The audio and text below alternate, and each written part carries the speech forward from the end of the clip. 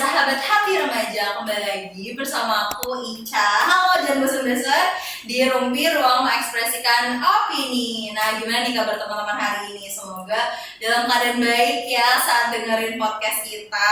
Kali ini pastinya bakal ngerumpi dengan kakak-kakak keren gitu kan ya.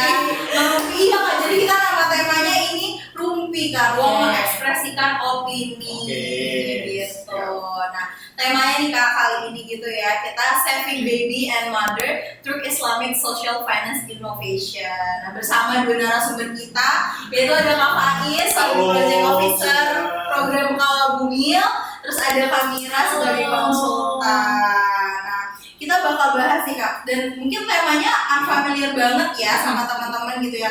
Kenapa sih kok saving baby and mother ini bisa dengan cara Islamic Social Finance, atau mungkin biasa teman-teman tahu ZIS gitu ya Kak, zakat, infak, sedekah. Nah, kita bakal bahas lebih lanjut pastinya nantinya.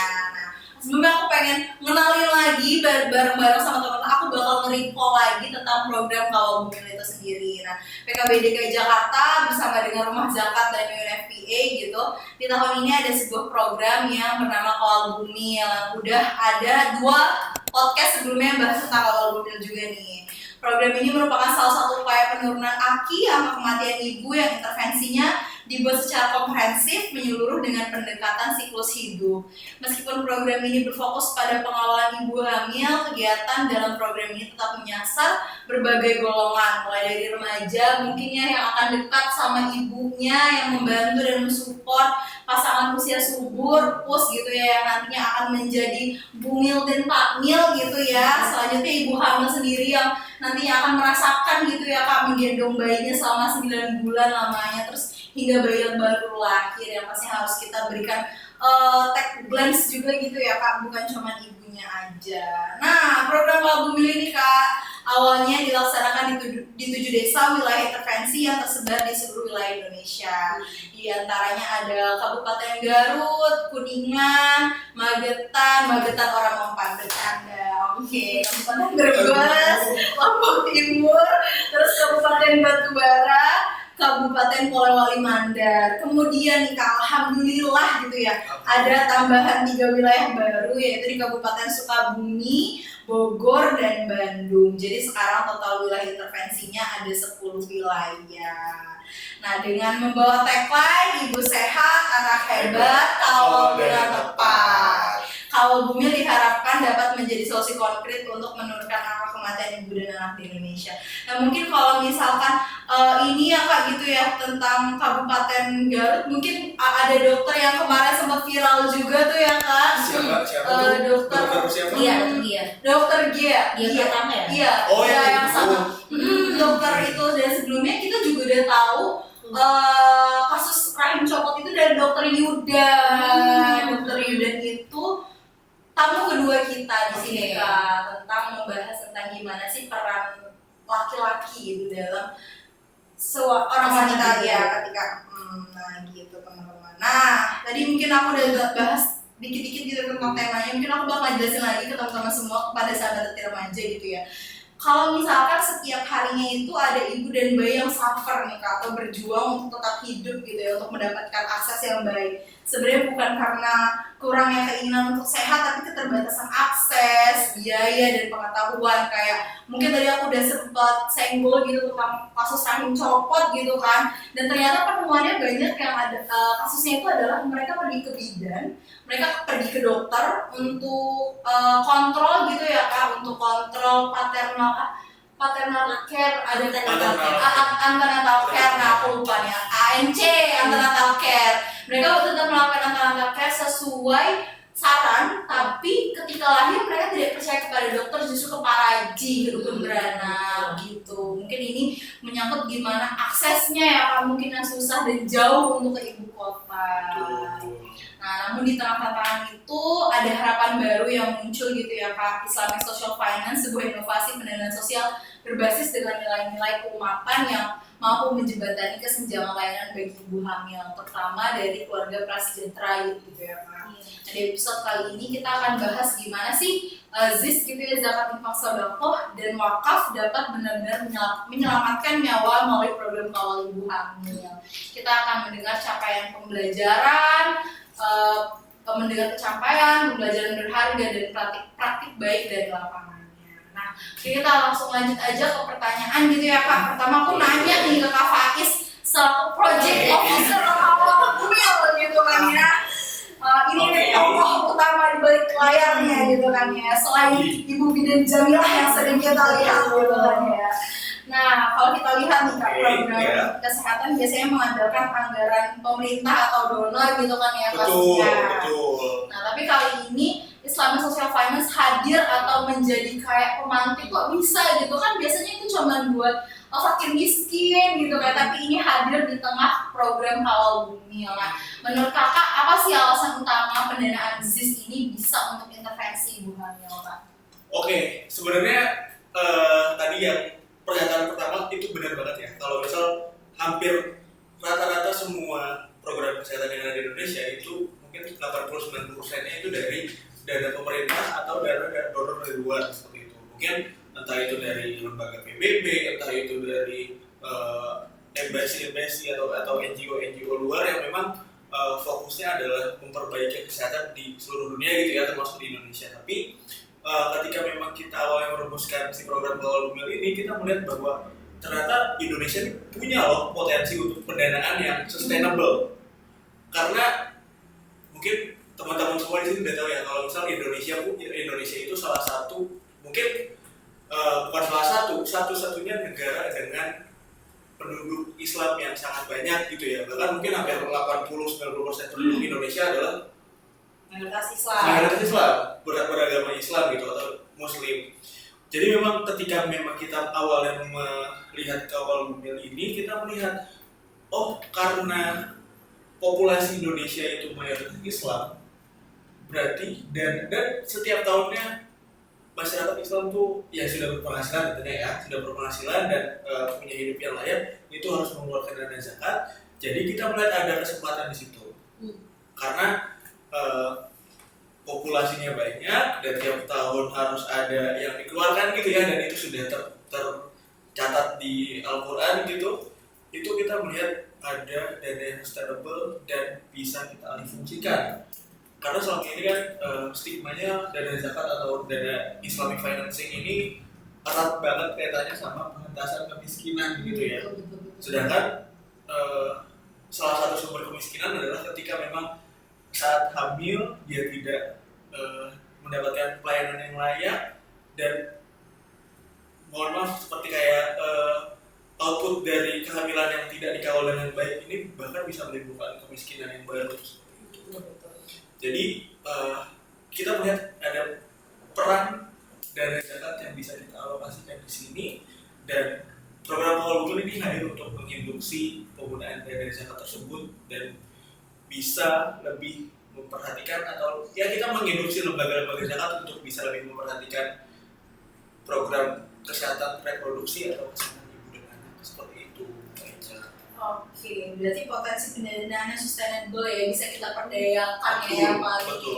Jadi bukan nanti stigmanya ZIS itu bukan hanya kepada fakir miskin, yang miskin sadar pangan papan, tapi dia juga yang membutuhkan saat hamil gitu ya Pak. Biar nanti mungkin angka stunting berkurang gitu ya, apalagi mungkin stunting itu juga bisa mengarah ke penyakit polio karena virus kan ya Pak, sistem imunnya kurang. Efeknya kemana-mana deh kalau misal saat hamil tidak dikawal dengan baik, itu pasti efeknya kemana-mana. Oke, nah aku mau nanya lagi nih buat Kak Faiz nih. Gimana sih Kak mekanisme penyaluran si dana ZIS ini sendiri kepada program kesehatan ibu dan anak kayak gitu? Oke, mungkin ini tiap lembaga ZIS beda-beda ya, tapi mungkin aku berbicara apa yang aku tahu, apa yang aku udah pernah kerja sama lembaga zakat tersebut itu. Karena kebanyakan lembaga zakat itu mengumpulkan seluruh dana mulai dari zakat, infak, sedekah, yang trio itu tadi ya, ZIS, itu dimasukkan ke dalam satu pool, maksudnya satu dihimpun di dalam satu dan itu nanti disebarkan oleh mereka ke lokasi-lokasi yang memang menjadi tempat intervensinya mereka. Jadi tempat intervensinya itu tidak hanya yang program pengentasan kemiskinan, program pemberdayaan masyarakat, tapi juga ada program kesehatan, salah satunya program kawal bumi. Jadi setelah dana zakatnya dihimpun, itu nanti akan didistribusikan kepada relawan-relawan zakat yang ada di lapangan untuk relawan zakat ini bisa langsung memberikan si dana ZIS itu ke yang membutuhkan, karena yang bermanfaat yang membutuhkan. Jadi sebenarnya yang kita lakukan di program Kawal Bumil ini adalah sama seperti apa yang sudah dilakukan oleh lembaga zakat sebelumnya, gitu. Nggak beda jauh, tapi kita hanya menginput nilai-nilai kesehatan reproduksi dan kesehatan ibu dan anak lebih banyak sedikit ya daripada yang dilakukan oleh teman-teman di lembaga zakat sebelumnya seperti itu. Karena mungkin mengingat juga gitu ya, kalau Bumil ini kan masih dalam ranah cash pro, dan kadang cash pro itu masih tabu gitu ya untuk kadang kita bahas, kadang mungkin dari wanita ke wanita aja masih belum terbuka gitu dengan apa yang dirasakan. Nah Kak, tadi kita udah bahas tentang gimana ini bisa ada pengadaannya, terus mekanismenya. Kita ke gong yang mungkin nih Kak, apa sih inovasi terbesar yang mungkin Kakak rasakan yang ngebedain nih dari program-program yang Kakak jalani sebelumnya? Mungkin kan Kakak tadi udah sempat mention kalau misalkan kayak kebiasaan kita hanya satu funding gitu, tapi kan kalau ini kan sharing funding ya, sharing budget ya. Nah ini gimana nih Kak? Oke, mungkin di sini aku berbicara sebagai pelaksananya PKBI gitu ya, bukan program officer Kawal Bumil gitu. Jadi kalau dari aku pribadi, Kak Ica, jadi memang kalau untuk program Kawal Bumil, salah satu yang paling bisa ditonjolkan adalah kolaborasi antara pendanaan dari donor maksudnya, dengan pendanaan ZIS atau Social Islamic Financing yang sudah dibahas oleh Kak Ica tadi gitu ya. Karena dengan kolaborasi itu saling saling melengkapi dan tidak tumpang tindih, karena ada porsinya masing-masing, mana yang disupport oleh pendanaan dari UN, dari United Nations, dan mana yang disupport oleh pendanaan dari lembaga zakat seperti itu. Dan memang sebenarnya program Kawal Bumil ini ditujukan sebagai program yang dapat menginduksi.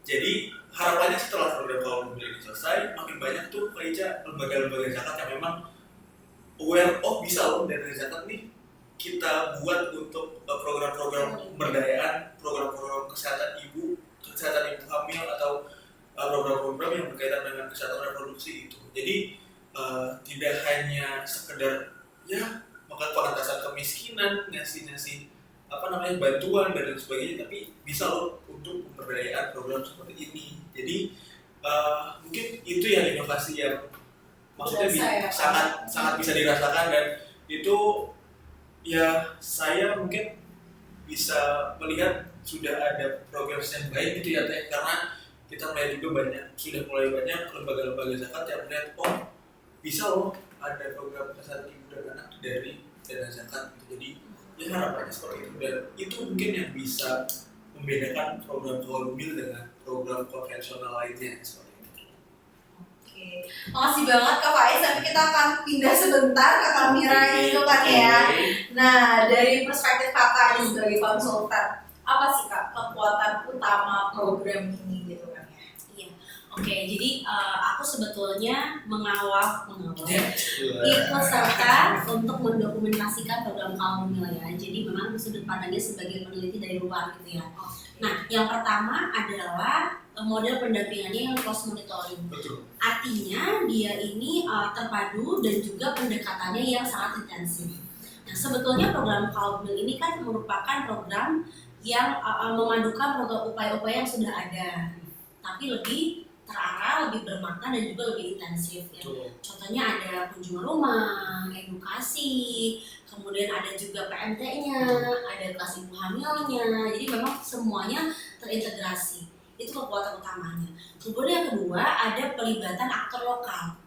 Jadi memanfaatkan relawan zakat di daerah ya, kemudian juga ada kadernya, kader kesehatan, kemudian juga ada tenaga kesehatan lokal juga, dan juga didukung pelibatan lintas sektor ya.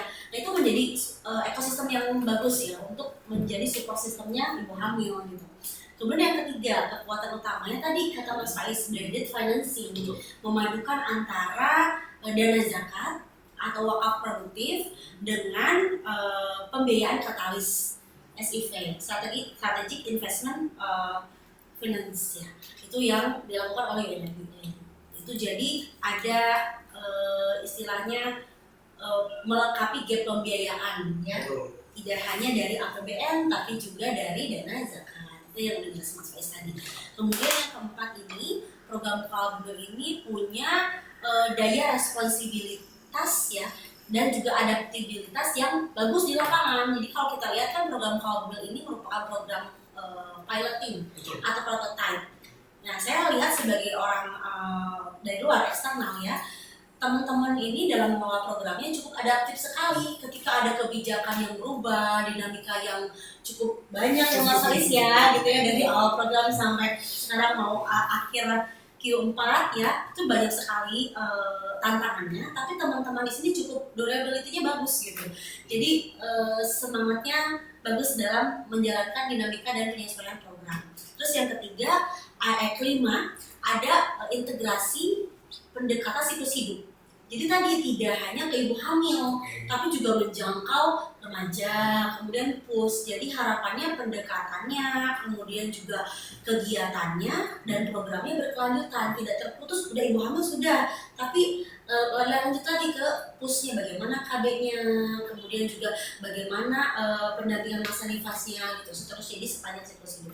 Itu sih Kak Ica. Jadi lumayan banyak nih kekuatan utama program Kalbel ini gitu. Sip. Oke, nah selanjutnya nih Kak, kalau kita tadi sudah bahas di kekuatan utamanya gitu kan. Nah, terus metode apa sih yang Kakak gunain gitu untuk ngumpulin data dan wawancara sama ngelakuin analisis untuk melihat program ini sebenarnya efektif atau sejauh mana sih berdampaknya, itu gimana? Sebetulnya kerangka besarnya itu adalah evaluasi dampak.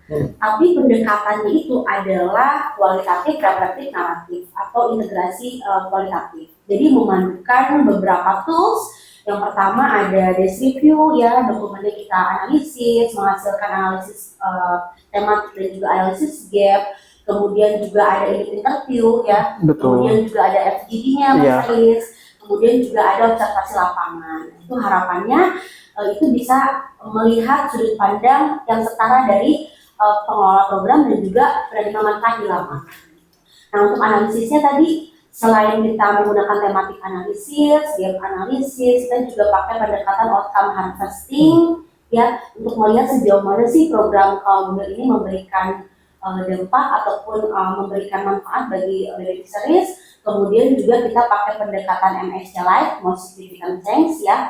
Kemudian juga kita pakai triangulasi lintas sumber tadi untuk bisa memastikan informasinya ini sesuai dengan apa yang disampaikan oleh semua penerima manfaat dan juga pengelola gitu.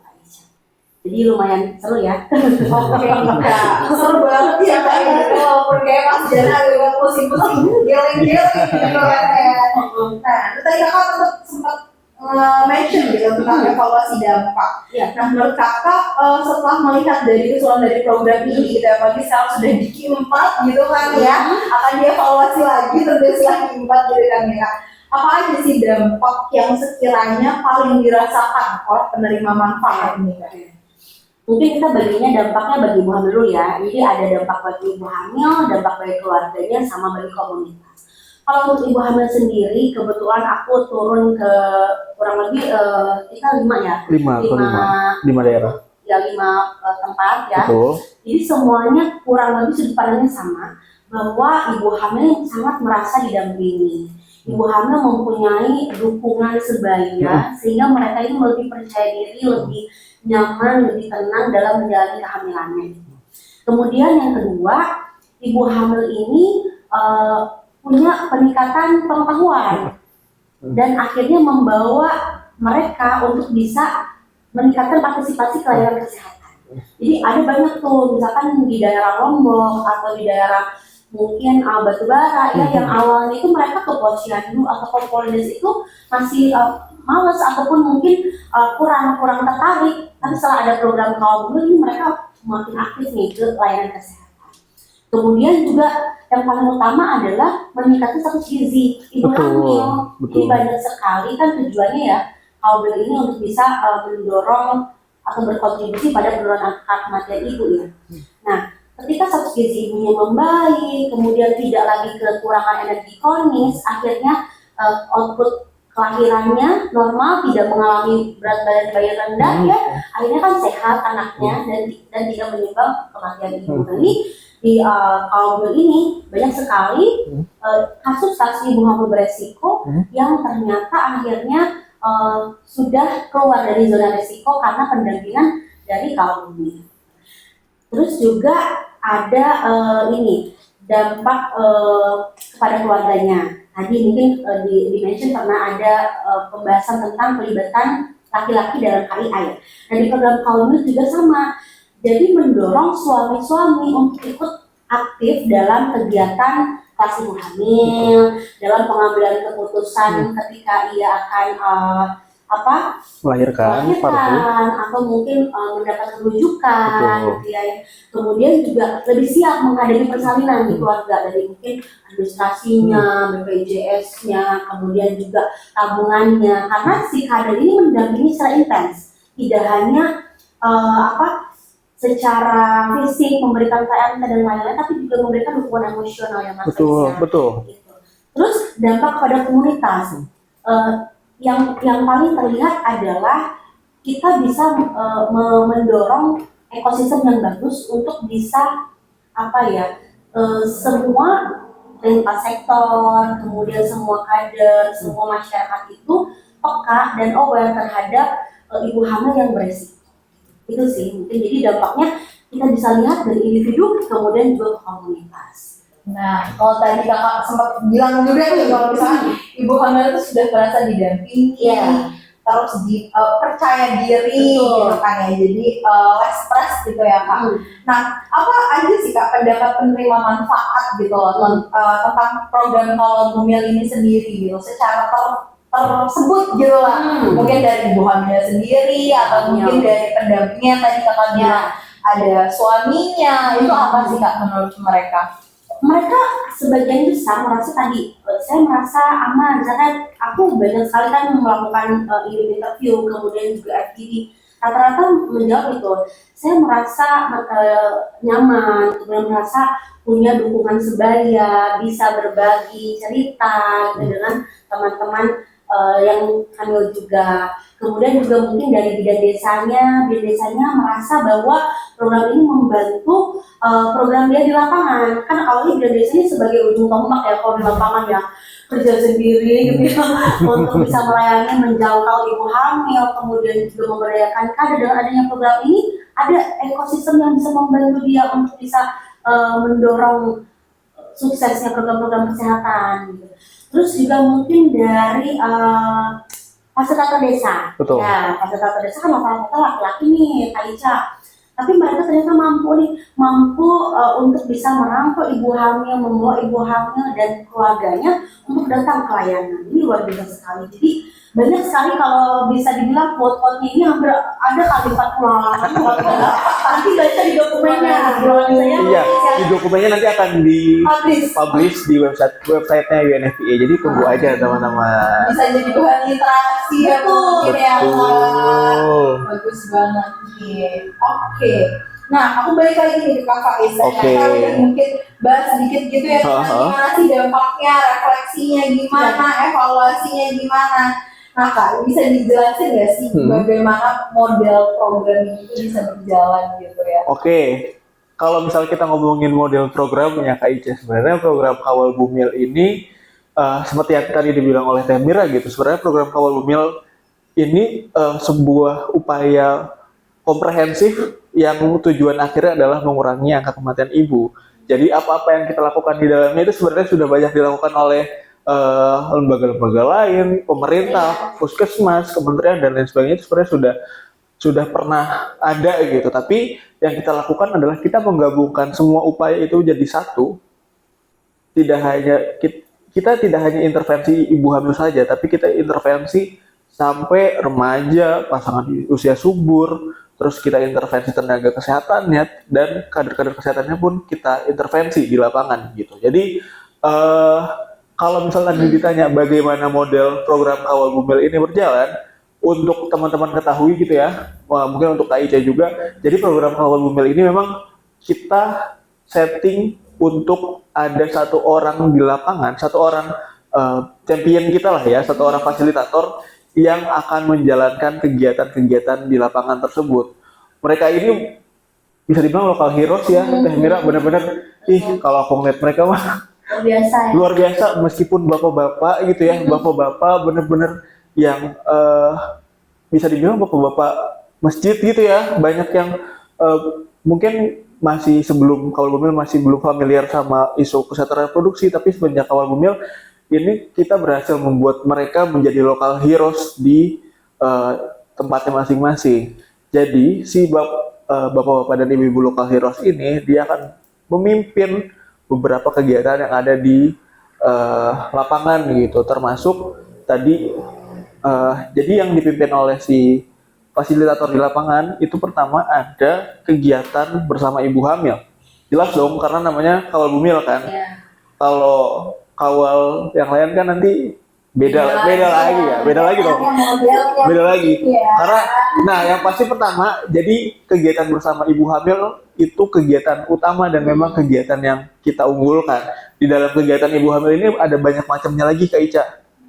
Yang pertama ada kita melakukan senam ibu hamil, melakukan pemeriksaan kesehatan ibu hamil, dan ada edukasi ibu hamil atau kelas ibu hamil gitu. Jadi satu kegiatan aja cabangnya banyak nih. Jadi bisa kelihatan komprehensifnya gitu. Yang kedua setelah ibu hamil kita juga mengintervensi pasangan usia subur.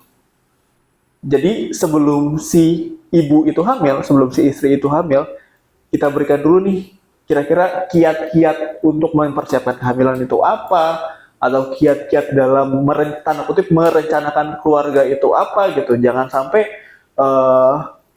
banyak pasangan usia subur yang baru nikah gitu ya tidak bisa merencanakan keluarganya dengan baik gitu. Jadinya bukan keluarga berencana, takutnya nanti jadi keluarga bencana kan malah. Kalau ini jadi kita juga melakukan intervensi dengan melakukan edukasi ke pasangan usia subur gitu ya. Jadi pasangan usia subur bukan berarti cuman istrinya doang, tapi kita juga mengintervensi si suaminya gitu. Kita melakukan edukasi dan lain sebagainya. Setelah pasangan usia subur itu kita juga mengintervensi atau memberikan edukasi kepada remaja-remaja gitu. Jadi karena mungkin konteks tiap daerah tuh remajanya beda-beda gitu ya. Ada satu daerah yang banyak pernikahan dini, ada satu daerah yang banyak seks bebas dan lain sebagainya. Itu jadi kita melihat ada urgensi untuk masuk memberikan edukasi kesehatan reproduksi di wilayah-wilayah intervensi Kawal Bumil. Maka dari itu kita masuk intervensi ke sana dan itu tiap daerah tuh topiknya beda-beda Kak Ica, sesuai dengan kebutuhan gitu, sesuai dengan si lokal heroes ini kira-kira dia melihatnya gimana sih remaja-remaja di sana gitu. Banyak yang nikah muda kah atau banyak yang seks bebas dan lain sebagainya. Itu kita intervensi dan kita berikan edukasi di situ. Lalu untuk remaja ini bahkan salah satu cerita baiknya gitu ya, aku mungkin sharing-sharing juga ke Teh Mera sama Kak Ica. Salah satunya ada di kita mengintervensi remaja di daerah Karama, Polewali Mandar. Itu Sulawesi Barat. Untuk gambarannya benar-benar wilayah yang jauh gitu ya, pokoknya dari Makassar aja 7-8 jam gitu untuk sampai ke sana. Di sana itu awalnya memang benar-benar daerah yang baru diintervensi oleh program-program pemerintah. Kayak itu daerah bisa menjadi salah satu lokus ILP pertama di sekitarnya gitu ya. Jadi lokus ILP pertama dan baru ada PLKB di daerah itu mulai tahun 2024 atau 2000 baru banget. Jadi mungkin ini cerita aja karena ada program Kawal Bumil, jadi kita mengumpulkan remaja, kita melakukan edukasi. Yang melakukan edukasi itu juga si PLKB ini, dan pada akhirnya karena ada forum yang tanda kutip kita menyediakan tempat remaja untuk berkumpul, untuk berdiskusi, untuk menerima edukasi dan lain sebagainya, akhirnya di Karama itu karena Kawal Bumil terbentuklah genre. Ya kan? Baru terbentuk genre dan udah dari lama banget. betul. Jadi karena memang mungkin ini sedikit cerita kalau misal Kawal Bumil itu tidak hanya ke penerima manfaat aja, tapi ke stakeholder setempat juga bisa memberikan manfaat gitu ya. Salah satunya yang tadi aku ceritain. Oke, untuk yang remaja. Selain remaja, sebenarnya banyak banget Kak Ica. Ini nggak apa-apa ya, aku agak panjang gitu ceritainnya. Juga tahu nih Kak, sebenarnya walaupun namanya Kawal Bumil, tapi yang terintervensi atau diperdayakan bukan cuma ibu hamilnya Betul. gitu ya, tapi Betul. bukan cuma ibu bidan gitu ya, tapi lokal heroes tadi yang udah disebutin gitu, apalagi remaja. Dan aku juga kalau boleh cerita gitu ya Kak, mungkin nanti bisa menjadi tambahan wilayah intervensi gitu kan ya. Di Bali itu kan juga, waktu itu aku sempat ngobrol sama beberapa teman di Bali, itu ada tagline mereka atau ada budaya sing beling sing manten. Jadi kalau belum nikah, kalau belum hamil belum nikah. Jadi harus sampai hamil dulu baru nikah. Itu sebenarnya kan termasuk dalam salah satu sex assault gitu kan ya Kak. Atau mungkin bisa parahnya grooming kalau dilakukan dengan orang yang umurnya lumayan jauh gitu ya Kak. Bener banget, aku setuju banget. Betul. Karena aku juga kalau boleh cerita dikit juga kenapa aku menanggapi baik gitu di Sulawesi, karena teman sekamarku gitu ya di kosan itu juga salah satu dari daerah sana, dari timur dekat dari Polewali. Itu banyak banget sepupunya juga yang mengalami pernikahan dini. Benar banget sih Kak, benar-benar. Betul. Jadi memang program Kawal Bumil ini gak hanya ke ibu hamil gitu ya teman-teman, banyak. Tadi kan yang pertama yang pasti ibu hamil dong karena Kawal Bumil gitu. Yang kedua kita mengintervensi pasangan usia subur. Yang ketiga kita mengintervensi remaja. Yang keempat kita juga mengintervensi kader-kader kesehatan di wilayah setempat gitu Teh Mira, Kak Ica. Karena kita melihat bahwa kader-kader kesehatan ini keren banget loh. Bener-bener dedikasi mereka selama ini. Kalau bahasanya kader itu kayaknya ikhlas gitu. Benar-benar harus harus orang-orang terpilih aja yang menjadi kader. Nah, karena adanya program Kawal Bumil, kita melihat harus ada kader yang kita berdayakan gitu.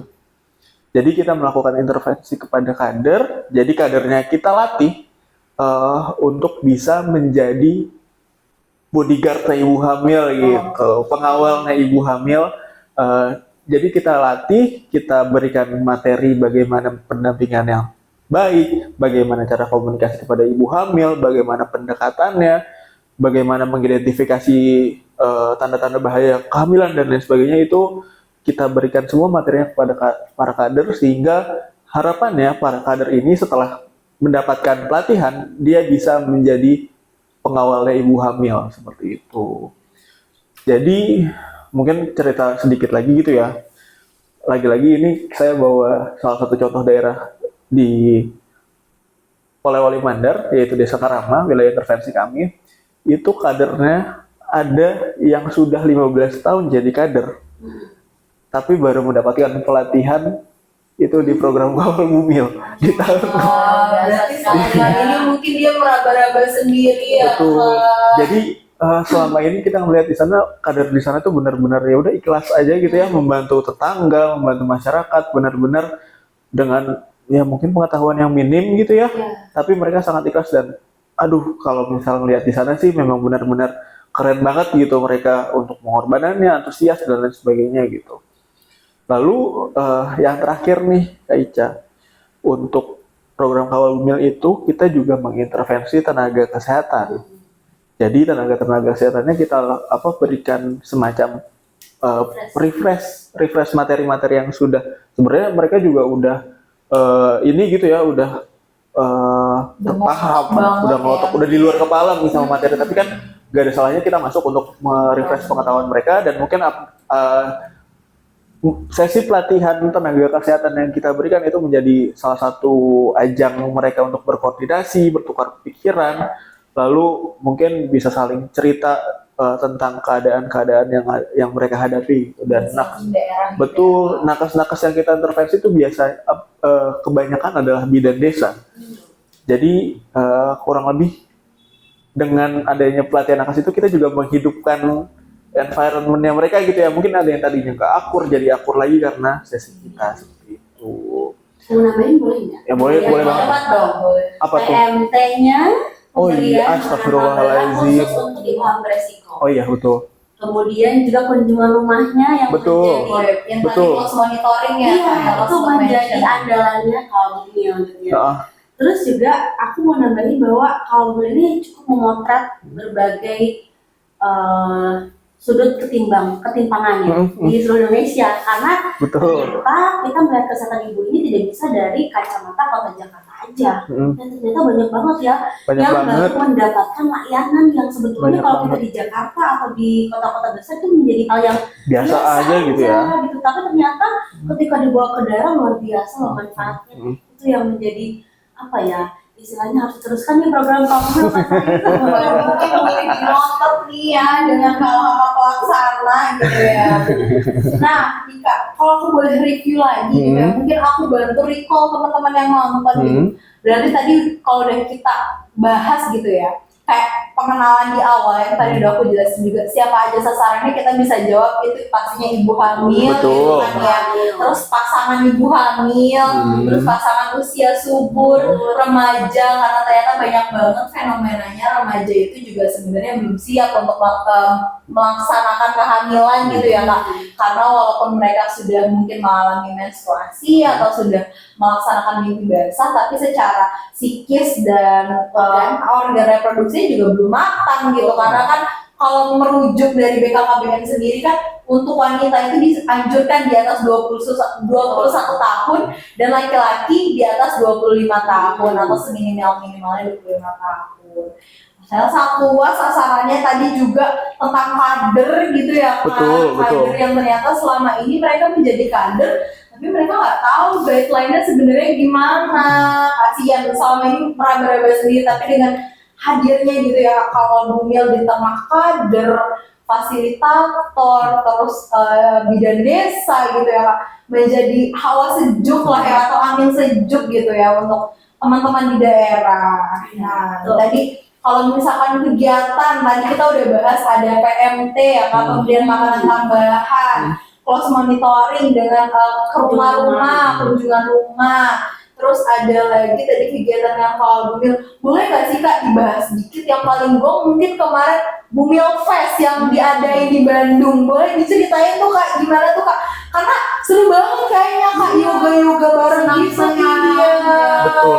Aku kalau pengen juga Kak pengen ikut sih kayak yoga gitu bareng-bareng, bilang boleh nih Kak dijelasin. Oke, mungkin aku tadi sedikit kelewatan gitu ya karena memang kegiatannya banyak banget gitu, bukan banyak aja. Paling kita udah sampai di Q4 gitu ya, Kak, udah Betul. masih udah terjalankan kegiatannya. Boleh dibahas tentang Oke. Bumil Fest nih Kak. Jadi mungkin aku cerita sedikit kali ya ke Teh Vera atau Kak Ica gitu. Jadi kemarin di bulan November ya, bulan lalu tanggal 15 kami dari program Kawal Bumil memang melaksanakan sebuah ajang yoga massal, yoga ibu hamil secara massal gitu. Jadi kurang lebih kemarin ada sekitar 250 ibu hamil yang ikut yoga dan hadir di acara kami gitu. Itu acaranya ada di Bandung. Teh Mira mungkin di Kiara Artapak tahu lah ya, Kiara wargi Bandung mah, teh Bandung mah masih tahu gitu tempatnya di mana. Dan tidak hanya di Bandung Kak Ica, jadi kita melaksanakannya itu serentak di 23 daerah lainnya, mulai dari di Sulawesi ada, di Sumatera ada, di Jawa ada, dan itu semua memang kita lakukan serentak gitu di semua wilayah itu dan terpusat di Bandung. Kurang lebih kalau misal akumulasinya dari total semua wilayah itu ada 1050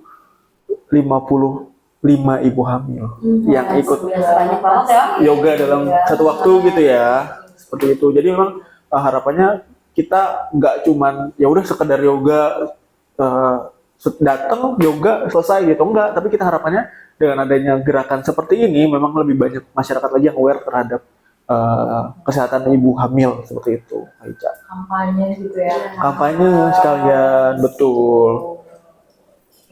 Nah, tadi kita udah bahas aja nih Kak mekanisme programnya, terus hal baik yang terjadi di lapangan, cerita baiknya gitu kan ya, impact-impactnya lah.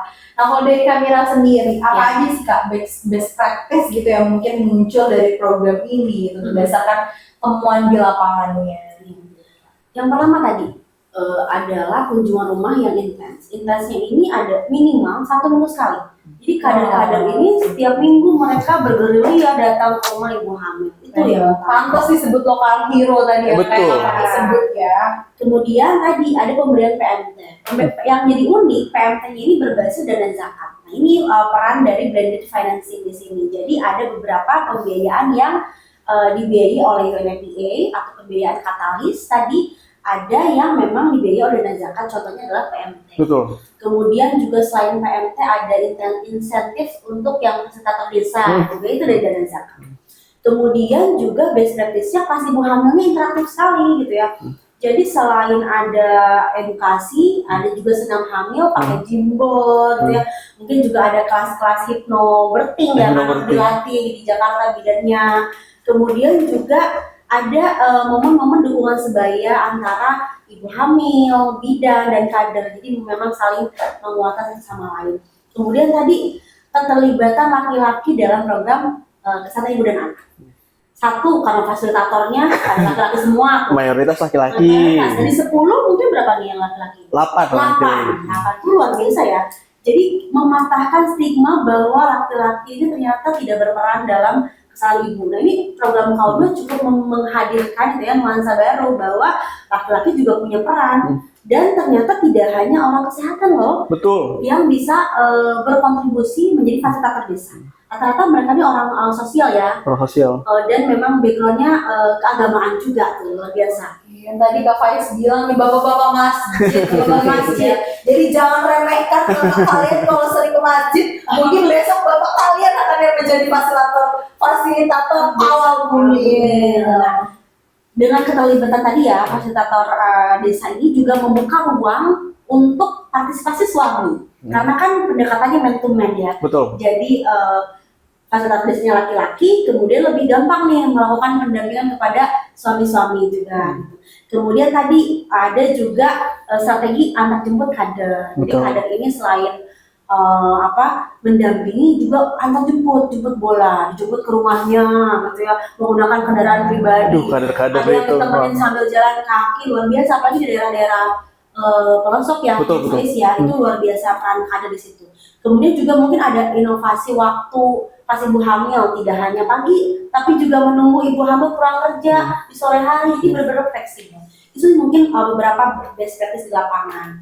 Kemudian kalau yang dari segi tata kelola ya, karena kan ini tentang program kesehatan ibu ya, jadi aku sedikit agak panjang gitu. Kalau tata kelola tadi adanya pelibatan puskesmas tempat, kemudian juga dari pemerintah desa sebagai owner. Jadi mereka dilibatkan agar punya mungkin sense of belonging terhadap program, agar nanti ketika pembiayaan dari dana zakat ataupun dari donor sudah tidak ada, mereka bisa melanjutkannya dengan dana desa gitu ya, ataupun mengoptimalkan CSR di daerah tempatnya gitu ya. Kemudian tadi juga tata kelola integrasi antara program yang sudah ada, kita integrasikan, dipadukan menjadi sesuatu yang lebih komprehensif dan juga berdampak yang lebih bermakna ya Mas Faiz ya. Kemudian tadi juga ada pengolahan SDM yang jelas, ada fasilitator desa, ada kader, ada bidan di bawah bidan koordinator dan juga puskesmas yang tentunya akan berjenjang ke dinas kesehatan. Jadi kita memang tidak mengambil porsinya teman-teman puskesmas, tapi kita melengkapi kegiatan-kegiatan di lapangan. Kemudian juga ada monitoring langsung dari teman-teman pusat, ya mungkin masalahnya sering banget tuh datang ke semua lokasi ya. Betul. Berapa minggu sekali? Seminggu sekali. Waduh, sampai pacarnya gak diapel dia. Aduh. Kemudian tadi sama tata kelola blended financing itu mungkin menjadi best practice yang paling harapannya bisa ditonjolkan karena jarang sekali, bahkan aku sampai studi literatur ya di berbagai negara belum banyak, khususnya di negara-negara Islam ya, yang seperti Indonesia, negara berkembang, yang memiliki blended financing. Jadi mengindustri dana zakat, wakaf, infak, sedekah menjadi wakaf produktif ya untuk kesehatan ibu. Ini kalau aku cari tuh literaturnya sangat sulit gitu ya, jadi sangat masih kurang gitu.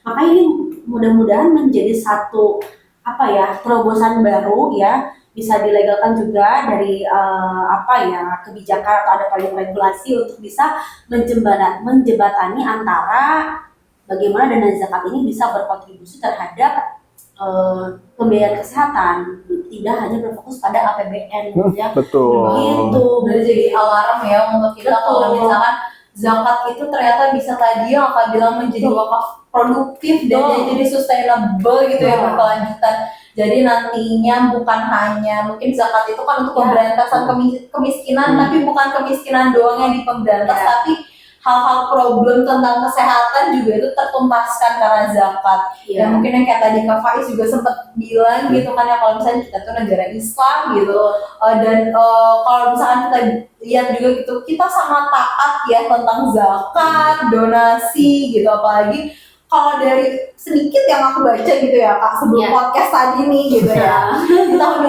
2024 kita tuh sudah menyentuh angka 324 triliun untuk zakat itu sendiri. Dan kalau misalnya kalau bisa dipemberdayakan ya kayak Kak tadi bilang itu sangat-sangat baik gitu ya, apalagi kalau misalnya pemerintah mungkin nonton podcast ini bisa dibikin policy baru yang kayak tadi Kamira udah jelasin gitu. Nah, tadi kakak juga sempat mention dari si tata kelola praktik terbaiknya gitu kan.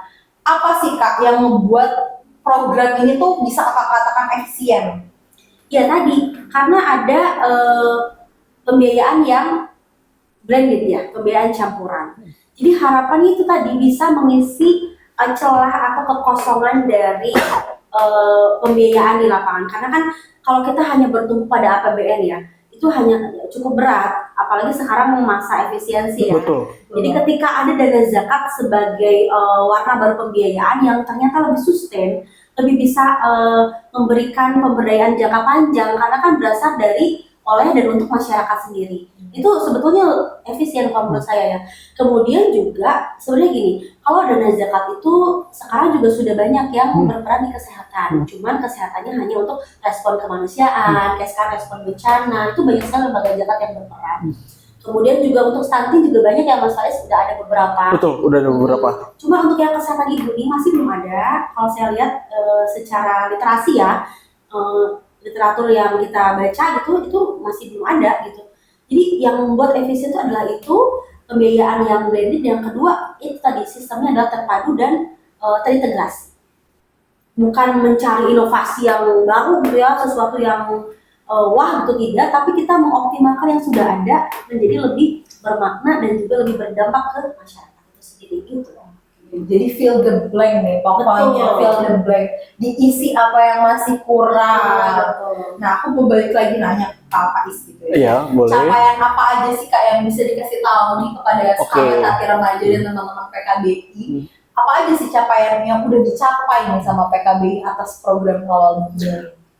Oke, mungkin tadi kalau ditanya capaian gitu ya, aku sedikit meralat yang perkataan Kak Ica tadi di awal, bahwa memang program Kawal Bumil ini sebenarnya bukan 10 wilayah Kak Ica, tapi 14 wilayah. Waduh, makin banyak memang sudah ekspansi.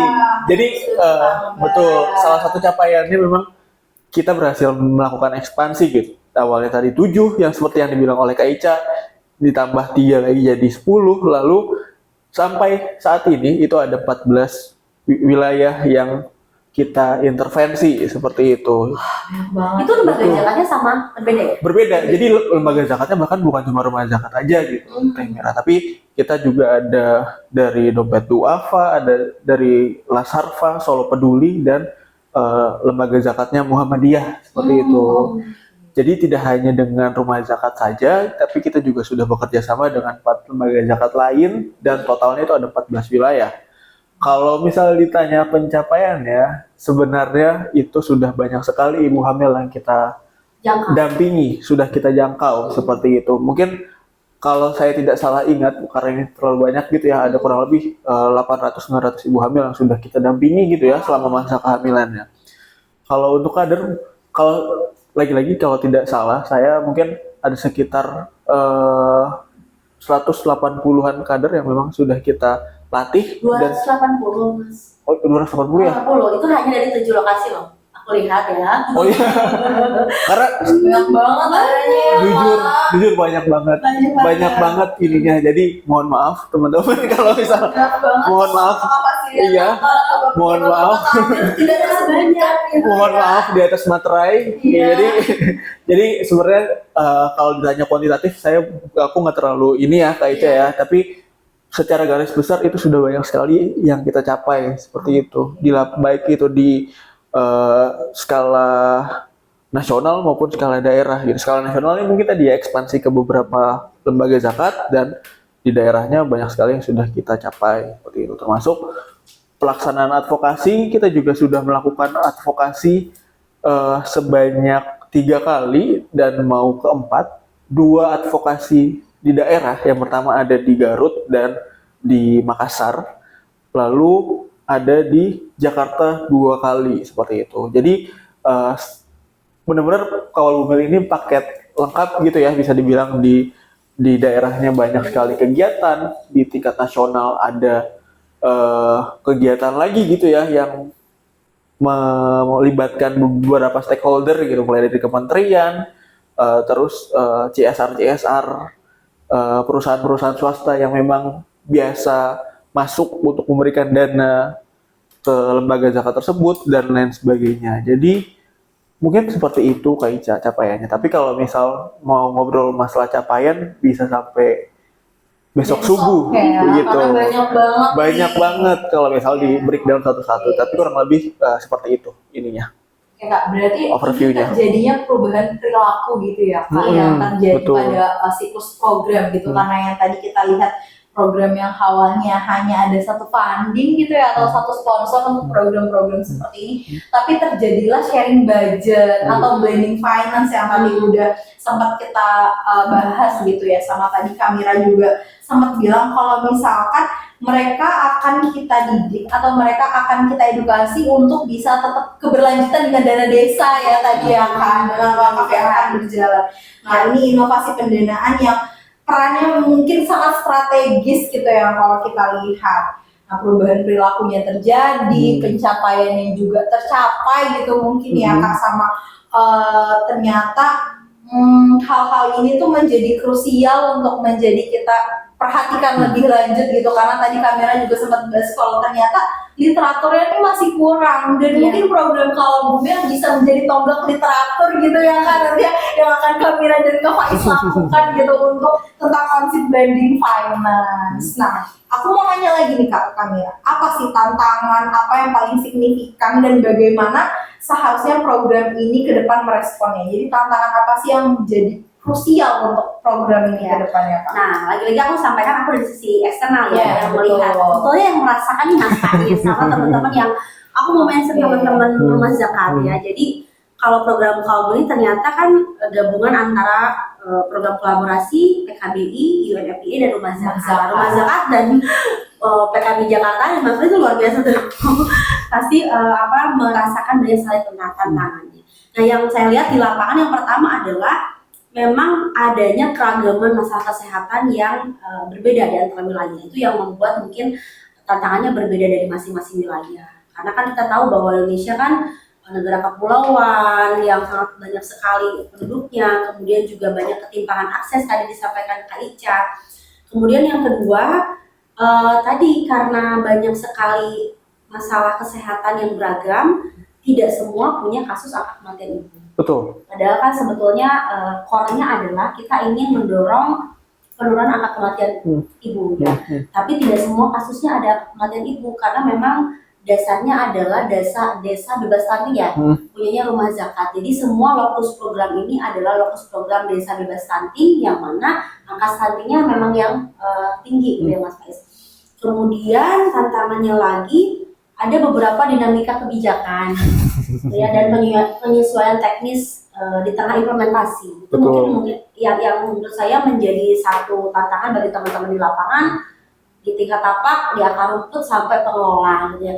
Ini menjadi wajar karena memang ini merupakan program pilot dan percobaan lah. Jadi pasti akan ada tambal sulam program. Itu yang mengharuskan kita menyesuaikan dan teman-teman saya rasa ini cukup durable untuk bisa melakukan banyak penyesuaian program di tengah implementasi apalagi gitu ya.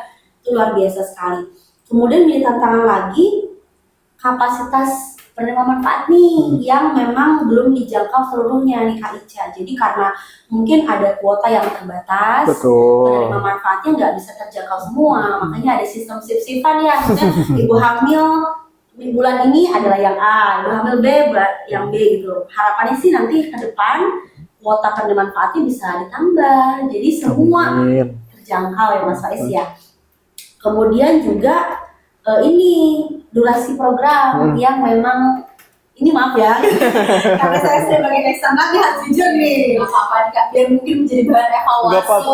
Betul. Jadi durasi programnya yang cukup pendek gitu. Harapannya kan kalau kita ingin merubah perilaku sesuai dengan teori perubahan perilaku ya, mau green mau teori apapun itu ya, health build model ya, itu pasti minimal 6 sampai 1 tahun untuk perubahan perilaku individu. Nah, untuk yang komunitas lebih dari itu 2 sampai 5 tahun lebih baik gitu. Jadi responnya apa? Yang pertama mungkin harus ada satu lagi tantangannya adalah belum ada kebijakan formal yang memayungi antara integrasi dana zakat dengan pembiayaan kesehatan dari pemerintah. Itu belum ada payung programnya. Jadi respon kedepannya harapannya mudah-mudahan setelah ada program kaum ini bisa mendorong hadirnya SOP, payung hukum, regulasi yang bisa mengintegrasikan dana zakat menjadi salah satu sumber pembiayaan kesehatan ibu gitu ya. Itu Mas Faiz. Sudah saya catat. Langsung dikasih WA juga karena tadi ada beberapa dinamika kebijakan ya di tengah program mudah-mudahan perencanaan anggaran, kemudian juga kegiatan harapannya bisa lebih presisi dan juga terjadwal gitu ya. Ini ya. Sudah dicatat. Kemudian juga harapannya ada advokasi lebih lanjut. Tadi karena kita kan harapannya mau mendorong keberlanjutan tingkat desa ya. Jadi harapannya fasilitator desa ini bisa lebih intens melakukan advokasi ke pemerintah desa untuk bisa mendapatkan legalitas atau dukungan dari segi pembiayaan ataupun kegiatan-kegiatan di lapangan. Kemudian juga bisa memperpanjang durasi program. Tadi harapannya 2 sampai 5 tahun lah ikut RPJMD ya. Betul-betul bisa mendorong melengkapi ya kekosongan pembiayaan di lapangan. Terus tadi terakhir membangun mekanisme pelaporan dan pencatatan kontribusi dana zakat yang baku. Jadi lembaga zakat yang sudah berkontribusi terhadap kesehatan ibu ini bisa tertulis nih mendorong pencapaian SPM kalau di daerah, standar pelayanan minimal di daerah, sehingga mereka kontribusinya dihitung secara angka gitu. Itu sih mungkin dari aku. Nah, kalau dari Kak, tadi tantangan dari kameranya mungkin yang melihat. Kalau dari Kak Faiznya gimana nih Kak tantangannya nih Kak? Yang paling Oke, mungkin aku di sini berbicara sebagai pelaksana PKBI gitu ya. Kalau tadi Teh Mira dari eksternal, aku mungkin dari dalamnya gitu. Yang pertama karena memang kalau di sini itu kita pertama kali melakukan kerjasama dengan lembaga zakat gitu ya. Dan tadi juga Teh Mira bilang bahwa jarang banget ada program yang blended financing itu ya, benar-benar integrasi antara dua pendanaan yang mungkin kontradiktif dan beda banget gitu ya. Ini kan benar-benar kayak di satunya di gini gitu ya. Itu tantangannya pasti yang pertama adalah perbedaan budaya. Nah, perbedaan budaya antara NGO konvensional, pendanaan konvensional dari luar gitu ya, dari konteksnya Kawal Bumil ini dari UN, itu ada perbedaan budaya pemanfaatan anggaran gitu ya antara pendanaan konvensional dengan pendanaan zakat atau teman-teman zakat. Jadi banyak tuh dinamika-dinamika yang memang cukup challenging kalau misal saya bilang ya selama pelaksanaan program, karena utamanya adalah perbedaan culture itu, perbedaan budaya itu. Karena mungkin kalau yang konvensional banyak peraturan A, B, C segala macam dan lebih rigid seperti itu. Sedangkan kalau zakat kan yang penting lebih fleksibel. Oh, membutuhkan nih, ya udah kasih dan lain sebagainya gitu. Itu kalau misal bisa saya rangkum, tantangan terbesarnya adalah seperti itu, Kak Ica, perbedaan budaya. Tapi despite of all the things that yang beda banget gitu, kita sudah coba mulai adaptasi gitu ya, baik dari kitanya, dari pendanaan konvensional dari segi UN atau PKBI dan rumah zakat, itu sudah sama-sama saling beradaptasi gitu ya dengan ya gaya kerja masing-masing, dan insya Allah sih semua untuk kedepannya sudah bisa berjalan dengan lebih baik lagi gitu ya. Seperti itu, Kak Ica. Kalau dari aku mau pribadi. sedikit rangkum ya sebelum closing statement gitu kan ya Kak. Nah tadi yang diharapkan gitu ya Kak dari kerja baik ini terbentuknya payung hukum gitu Kak ya, mungkin bisa memayungi blended financial ini sendiri gitu. Terus mungkin kita juga melihat gitu kalau dan harus mengapresiasi kalau misalkan kader ini adalah ujung tombak keberhasilan program yang harus kita apresiasi, kita lihat peran mereka gitu kan ya, dan kita berikan ruang untuk mereka terus berkembang dan berproses pastinya. Nah, habis itu adalah scale atau meningkatkan scale yang tadi kakak bilang gitu kan, yang mungkin durasinya nih karena kita untuk merubah juga gitu ya, merubah juga mungkin tidak dalam waktu yang singkat karena balik lagi ini kita ke perilaku individu. Nah, sama yang paling penting yang berkali-kali mungkin kita sering mention gitu ya, ada sustainability-nya. Itu yang diharapkan, apalagi tadi dengan kolaborasi sharing yang sudah kita lakukan gitu, sama tadi aku sedikit catat gitu ya Kak buat contekan gitu ya, ada model pendekatan yang post monitoring yang mungkin beberapa program tidak lakukan, ini kita benar-benar menjemput bola gitu. Aku sangat take a glance nih, terus abis itu aktor lokal sama siklus hidup ya, kalau misalkan bukan hanya saat yang terdampak aja tapi yang sebelum terdampak kayak pas sama usia subur juga terdampak. Oke, nah aku mau nanya nih sama Kak Faiz. Gimana sih Kak keberlanjutan program ini di masa yang akan datang? Terus harapan kontribusi agar program ini tetap berjalan itu gimana, sama closing statement dari Kakak nih? Kalau misal bicara masalah keberlanjutan gitu ya Kak Ica ya, seperti yang tadi sudah aku sampaikan di awal, memang program Kawal Bumil itu merupakan program induksi gitu. Jadi harapannya memang ketika sudah tidak ada pendanaan dari luar gitu ya, atau dari donor, itu lembaga-lembaga zakat yang ada di Indonesia bisa mengadopsi program Kawal Bumil ini melalui pendanaan-pendanaan yang mereka punya. Karena lagi-lagi dana zakat, infak dan sodako itu benar-benar sangat potensial. Jumlahnya banyak, pemberi ininya banyak, dan penerima manfaatnya juga banyak di Indonesia. Jadi harapannya memang ketika program ini sudah selesai, program ini bisa diadopsi dengan baik oleh teman-teman lembaga zakat gitu ya, tidak hanya rumah zakat atau mungkin lembaga-lembaga zakat yang populer lainnya, tapi mungkin bisa lembaga-lembaga zakat kecil yang memang berada pada tingkat daerah gitu. Itu keberlanjutannya gitu ya, dan memang tujuan akhir dari program ini adalah menginduksi dan menciptakan portofolio program kesehatan ibu dan anak yang menggunakan dana zakat seperti itu. Jadi closing statement dari aku, semoga apa-apa yang sudah kita kerjakan gitu ya antara PKB, antara UNFPA, PKBI rumah zakat dan 4 lembaga zakat lain.